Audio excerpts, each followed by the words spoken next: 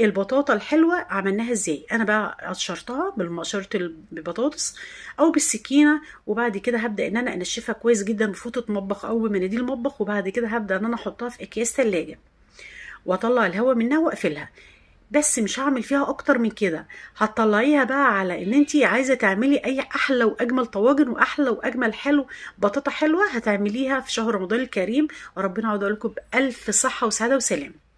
بس كده خلصت بقى الكميه كلها من البطاطا بالشكل ده. وهقول لكم برده لو انت عايزه تخزنيها للشوي، لو انت عايزه تخزنيها للشوي بتنقي البطاطا الكبيره بتنشفيها كويس جدا وتحطها في كيس ثلاجه وتفضي الهواء منها وبتقفلها وتحطها في الفريزر، تقعد معاكي من السنه للسنه.